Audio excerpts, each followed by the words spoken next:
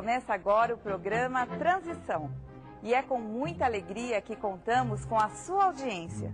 Com a colaboração de Djair Ribeiro, vamos falar sobre a depressão. Muito se fala sobre a depressão.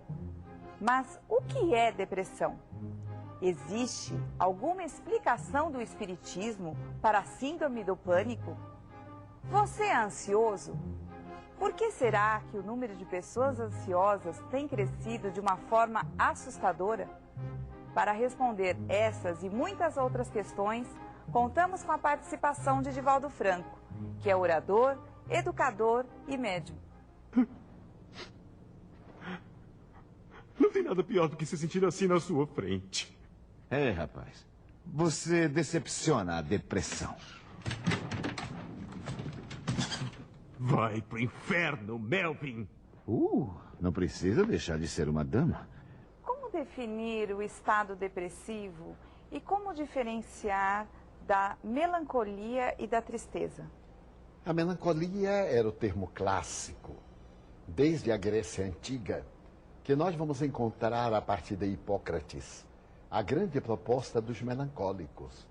Posteriormente, na literatura psiquiátrica, nós vamos ainda encontrar Galeno, médico grego do século II, fazendo abordagem da melancolia, dizendo que se tratava de um distúrbio procedente daquilo que ele considerava os fatores que desencadeiam determinados transtornos do indivíduo. A bilis negra, a bilis amarela, o sangue. Então, graças a essas colocações, a melancolia durou longamente na história. A palavra depressão vai surgir pela primeira vez na literatura inglesa por volta do fim do século XVII, começo do século XVIII. A tristeza é um ato de introspecção, nem sempre é melancólica. A melancolia tem raízes mais profundas e quando essa melancolia é demorada, ela se torna patológica. Todos temos momentos de tristeza, momentos de melancolia, que pode durar alguns dias. Freud, ao publicar por volta de 1900 um livro que ele intitulava Melancolia, ele asseverava que todo indivíduo, quando passa por uma perda, a perda de um objeto, a perda de um relacionamento, a perda de um emprego, a perda de alguém quando morre, e não concordo aí com o pai da psicanálise, porque ninguém perde outrem quando ele morre. Quando se morre, desencarna, falece. Mas quando acontece isso, o indivíduo fica triste, melancólico até 4 semanas, é normal. Mas quando isso se prolonga, é patológico. Então a tristeza, digamos, é a primeira fase do desencanto. A melancolia é uma tristeza profunda. A depressão é a denominação moderna ao transtorno da melancolia. As estatísticas não são muito precisas, mas estima-se que entre 15% a 25% da população mundial sofrem de algum dos transtornos emocionais, tais como a depressão crônica, como você mencionou, ou o distúrbio afetivo bipolar, ou ainda o transtorno obsessivo compulsivo e até mesmo a síndrome do pânico. Quais as razões que levam a essa verdadeira epidemia observada nos dias atuais? Teria origem no comportamento atual da sociedade ou existem causas mais profundas por trás dessa verdadeira epidemia? Do ponto de vista espírita, todos esses fenômenos são do espírito. Doente é o espírito. Aliás, a Organização Mundial de Saúde assevera que não existem doenças, há doentes. Quando o indivíduo tem débitos perante a consciência cósmica, quando ele é um enfermo espiritualmente, ele como que tem condições de captar essas ondas de perturbação, de desajuste, esses conflitos que vêm como arquétipos ancestrais dos seus desaires, das suas aflições. Desta maneira, a melancolia e a depressão, os distúrbios do pânico e outros transtornos muito graves, todos eles estão íncitos no espírito devedor. Existem, no entanto, fatores endógenos, a hereditariedade. Assevera-se que todo aquele que descende de um depressivo tem 30% de probabilidades de ser depressivo também. Mas se ele descende de um casal de depressivos, essa probabilidade sobe a 70%. As enfermidades infecto-contagiosas, as sequelas das enfermidades infecto-contagiosas levam ao estado depressivo, ao transtorno obsessivo-compulsivo, ao distúrbio do pânico e etc.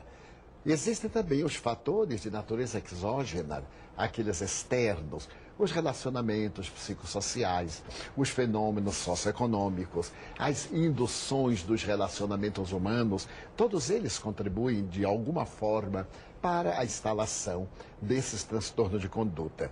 Foi Emílio Kraepelin, o notável pai da psiquiatria moderna, que estudou a depressão sob os dois aspectos, o unipolar e o bipolar, e que mais tarde seria transformado em distúrbio bipolar da afetividade. No entanto, há fatores hoje considerados de que esses psicossociais, o medo, a ansiedade, a solidão, são responsáveis por graves transtornos como fruto da nossa vida de tempo sem tempo.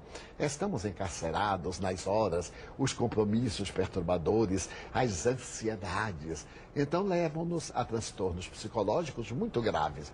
Mas o Espiritismo apresentou uma terceira psicogênese para todos esses fenômenos perturbadores, que é a lei de causa e efeito, a reencarnação. E nessa lei de causa e efeito, mesmo nos transtornos clássicos, academicamente considerados, o Espiritismo coloca mais uma síndrome, a da obsessão, interferência de espíritos perversos em nossas vidas. Os gregos já asseveravam que os deuses nos podem castigar. E asseveravam também que Platão e Sócrates periodicamente entravam em melancolia, e naqueles estados eram inspirados pelos deuses. Duas vertentes, a melancolia punitiva e a melancolia inspiradora. No entanto, vivemos hoje, como escreve muito bem um autor americano de nome Solomon, no livro notável O Diabo do Meio-Dia, que a depressão toma conta do mundo. Na sociedade americana do norte, 50 milhões de indivíduos são depressivos crônicos. 50 milhões de indivíduos estão em estado depressivo alternativos com recidivas. E depois do atentado de 2001, teremos um número muito maior. No Brasil, cujas estatísticas não são muito divulgadas, a depressão hoje, a melancolia, alcançam números surpreendentes. Você citou a ansiedade e o número de pessoas ansiosas tem crescido assustadoramente. Pelo que você explicou, existe uma razão espiritual para isso? Sem dúvida. A ansiedade é um fenômeno natural.